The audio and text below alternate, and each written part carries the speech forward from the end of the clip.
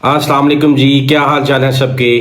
उम्मीद है सब ठीक होंगे। आज जो रोमानिया डंकी सीरीज में हम जिस टॉपिक पर डिस्कस करने जा रहे हैं वो ये है कि लोग डंकी क्यों लगाते हैं, डंकी लगाने पे मजबूर हो जाते हैं, क्या वजूहात हैं जिनकी वजह से डंकी जो लगाना चाहता है वो तो जा रहा है, जो डंकी लगाना नहीं चाहता वो क्या वजूहात हैं जिनकी वजह से वो डंकी लगाने पे मजबूर हो जाता है। वो चाहते हुए या ना चाहते हुए उसके पास कोई ऑप्शन नहीं बचती कि वो डंकी ही लगा जाए। आज हम इस वीडियो में सारी एक्सपेक्ट्स को डिस्कस करेंगे और हम आपको बताएंगे कौन कौन सी वजूहात हैं जिनकी वजह से लोग रोमानिया से डंकी लगाकर जाते हैं। सबसे पहली चीज जो सबसे कॉमन है वो ये है कि लोग रोमानिया को वो ऐसा कंट्री नहीं समझते जो उनके फ्यूचर को सिक्योर कर सकी। जैसा कि मैंने लास्ट वीडियो में भी बताया कि लोग रोमानिया को कंट्री ही ऐसी नहीं मानते जो उनके फ्यूचर को सिक्योर कर सके, क्योंकि लोगों के माइंडसेट ये हैं कि रोमानिया कोई अच्छी कंट्री नहीं है। बहुत सारे लोगों से वो जब बात करते हैं तो बहुत सारे लोग रोमानिया के बारे में नहीं जानते, तो क्योंकि हमारे बेसिकली इंडिया, पाकिस्तान, बांग्लादेश, श्रीलंका में, एशिया में बेसिकली वो हम यूरोप में से 3-4 कंट्रीज को ये जानते हैं कि ये अच्छे कंट्रीज हैं। अगर आप जर्मनी में हैं, फ्रांस में हैं, स्पेन में हैं, इटली में हैं या स्कैंडिनेवियन कंट्रीज में हैं तो आप ये समझते हैं कि ये यूरोप के अच्छे कंट्रीज हैं। अगर कोई आपको ये कहता है कि जी मैं रोमानिया में हूँ, ऑस्ट्रेलिया में हूँ, लटविया में हूँ, लिथुआनिया में हूँ, तो वो कहते हैं ये भी यूरोप में है। इस वजह से बहुत सारे लोग रोमानिया में रुकना नहीं चाहते, क्योंकि जब वो किसी से बात करते हैं कि मैं रोमानिया में हूँ या रोमानिया में मैंने अपना फ्यूचर प्लान किया है, तो वो बहुत सारे कहते हैं यार वहां पे क्या कर रहे हो, वहां पे तो पैसे नहीं बनते हैं, वहां पे तो जॉब नहीं है, वहां पे तो सिक्योरिटी नहीं है, जिसकी वजह से लोग ये मजबूर हो जाते हैं। और दूसरी चीज, कुछ लोगों का प्लान ही अपनी कंट्री से जब वो ट्रेवल करते हैं तो ये होता है कि हमने रोमानिया में नहीं रुकना। उनकी मेन जो बेसिक वजूहात हैं वो यही हैं। सेकंड रीजन जो देखने में बहुत ज्यादा आती है वो ये है कि बहुत सारे लोगों के फैमिली फ्रेंड या उनके चचा, मामू, ताया या कजन या उनके फैमिली के कोई मेंबर्स हों या उनके मोहल्लेदार या उनके जो सिटी में रहने वाले या उनके दोस्त जो ऑलरेडी यूरोप में सेटल्ड हैं, जब कोई रोमानिया में आता है तो वो जब अपने फैमिली में या दोस्तों में बात करता है कि मैं रोमानिया में आ गया हूं, तो वो उसको कहते हैं यार वहां पे रोमानिया में क्या कर रहे हो, आप आगे आ जाओ, यहाँ पे ऐसे कर लेंगे, वैसे कर लेंगे, ऐसे हो जाएगा, वैसे हो जाएगा। क्योंकि वो उनको ये तो बताते हैं कि जर्मनी में आप इतने पैसे बना सकते हो, वो उनको ये नहीं बताते कि जर्मनी में आपके एक्सपेंसेस भी ज्यादा होंगे। और जर्मनी में सबसे जो बेसिक चीज है, इटली, फ्रांस, स्पेन या यूरोप में जो भी आप अच्छे कंट्री जो आप कंसिडर करते हैं कि जहां पे आप जाना चाहते हैं, वो तो ये तो बता देते हैं कि वो कंट्रीज बहुत डेवलप हैं, वहां पे लाइफ बहुत अच्छी है। वो आपको जो बेसिक चीज है, जो सबसे बेसिक चीज है वो आपकी है लीगल स्टेटस। वो नहीं बताते कि आपको वहां पे लीगल स्टेटस नहीं होगा, आप रिफ्यूजी पे जाओगे, आपके कोई राइट्स नहीं होंगे। और दूसरी जो वजह है कि वो कहते हैं जी रोमानिया में आपकी सैलरी बहुत कम है, आप अगर यहाँ पे इन कंट्रीज में आ जाते हो तो आपकी सैलरी बहुत ज्यादा हो जाएगी। और दूसरी ये वजह है कि जब आप वहां पे जाते हो तो वहां पे आपके एक्सपेंडिचर्स भी बढ़ जाते हैं। यहाँ पे आपका लिविंग का एक्सपेंस कम है, आपके फूड के एक्सपेंसेस कम है, आपके ट्रैवलिंग के एक्सपेंसेस कम है। जब आप डेवलप कंट्रीज में चले जाते हो like Germany, France, Spain, Italy, आप स्वीडन में चले जाते हो, स्कैंडिनेवियन के जो 4 कंट्रीज हैं, नॉर्वे, फिनलैंड, डेनमार्क, तो उसमें जाके आपकी जो लिविंग कॉस्ट है वो भी, आपके जो एक्सपेंडिचर्स हैं वो उनमें भी इजाफा फुल हो जाता है। तो ये चीजें आप ये ध्यान में रखें कि जब आप यहां से आगे जाते हो तो आपके एक्सपेंडिचर्स में भी बहुत ज्यादा फर्क पड़ता है। अगर आप पैसे भी ज्यादा बना रहे हो तो आपके एक्सपेंडिचर्स भी ज्यादा हो रहे हैं। और अब हम लास्ट में एक और चीज डिस्कस करेंगे कि जो आजकल रोमानिया में जो सबसे ज्यादा प्रॉब्लम है,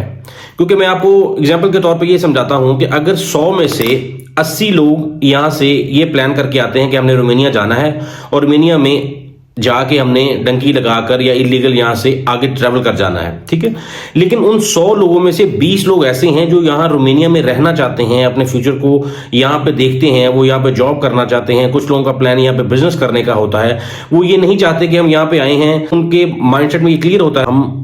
यहाँ लीगल स्टेटस पर आए हैं, हमने यहाँ पे लीगल रहना है, हमने यहाँ पे अगर जॉब करनी है तब भी लीगल रह के करनी है, अगर कोई बिजनेस करना है तब भी लीगल रह के करना है। तो जो सबसे बड़ी प्रॉब्लम अभी रोमानिया में आ रही है उन लोगों के लिए, जो वो 20% लोग हैं जो यहाँ पे रहना चाहते हैं, उनके लिए यहाँ पे इमिग्रेशन का जो प्रॉब्लम है वो बहुत ज्यादा ये है कि वो उनको इंफोर्स करता है कि वो यहाँ से इलीगल ट्रैवल करके आगे चले जाएं।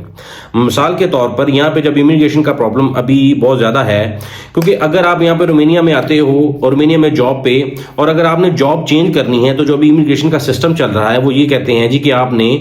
विद इन 90 डेज आपने अपनी जॉब चेंज करनी है, ना कि आपने जॉब चेंज करनी है, आपने विद इन 90 डेज अपनी फिजिकल फाइल सबमिट करनी है। जो सबसे जो बड़ी प्रॉब्लम यहाँ पे अब फेस हो रही है, एक कंपनी से जॉब छोड़ी, आपने वहां से अपना रेजिग्नेशन लेटर लिया और अब आपने दूसरी कंपनी में चले गए। अब दूसरी कंपनी वाले आपका फिजिकली फाइल सबमिट करने से पहले आपकी ऑनलाइन फाइल सबमिट करते हैं आईजीआई के पोर्टल पे। चलें जी, अब उन्होंने आपकी आईजीआई पोर्टल पे आपकी एप्लीकेशन सबमिट कर दी, लेकिन अगर उन्होंने आपकी फिजिकल फाइल जो है वो विद इन 90 डेज सबमिट नहीं की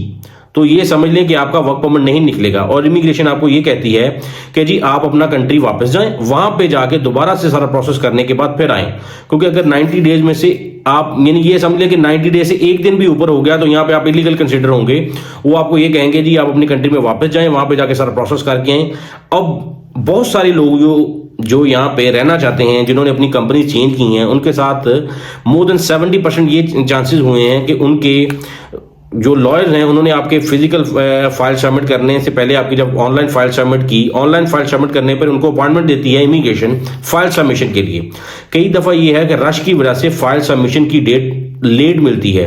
अब ये होता है कि जब आपने सबमिशन की डेट तो इमिग्रेशन ने दी आपको, आपने जाके फाइल सबमिट की, वो आपकी फाइल भी सबमिट कर लेते हैं। आपने ये देखिएगा कि तो 90 डेज के अंदर अंदर आपकी फाइल सबमिट हो गई है तो तब तो वो आपका वर्क परमिट इशू कर देंगे। अगर उन्होंने आपकी फाइल सबमिट 90 डेज के बाद की है, चाहे उन्होंने आपको अपनी अपॉइंटमेंट दी हो कि आपने फाइल इस दिन आके सबमिट करनी है, तो वो आपको ये कहेंगे जी आपने तो 90 डेज के अंदर फाइल सबमिट नहीं की फिजिकली।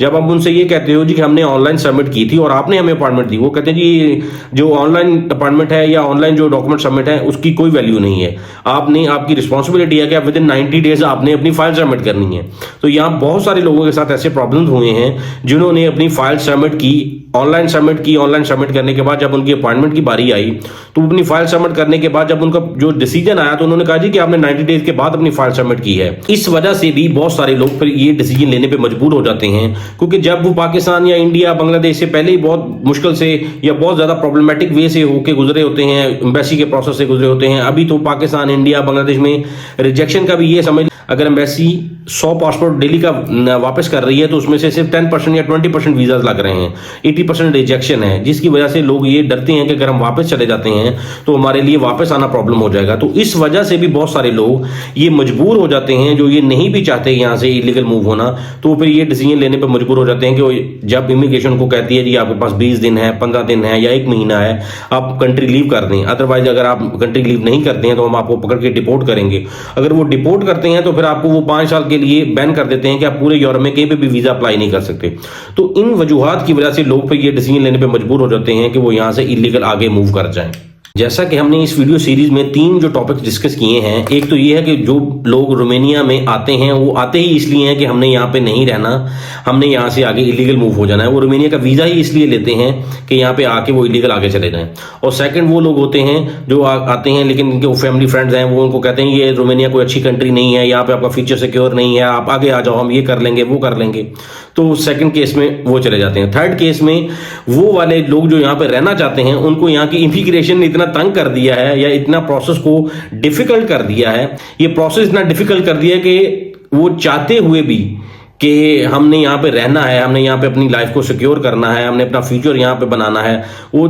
ना चाहते हुए भी यहाँ से इलीगल मूव करने पर मजबूर हो जाते हैं। अब हम डंकी रोमानिया सीरीज में जो नेक्स्ट जो टॉपिक आपके साथ डिस्कस करेंगे वो ये है कि यहाँ पे डंकी 2 तरह से होती है। हम उसमें आपको डिटेल से बताएंगे कि यहाँ पे 2 तरह से करते हैं, एक होती है चोरी की डंकी, एक होती है नॉर्मल डंकी। तो बने रहे हमारे साथ वीडियो सीरीज में, हम आपको नेक्स्ट वीडियो सीरीज में डिटेल से बताएंगे कि चोरी की डंकी क्या होती है और जो नॉर्मल डंकी होती है वो क्या होती है। तो बने रहे हमारे साथ वीडियो में, मिलते हैं नेक्स्ट वीडियो में। अल्लाह हाफिज।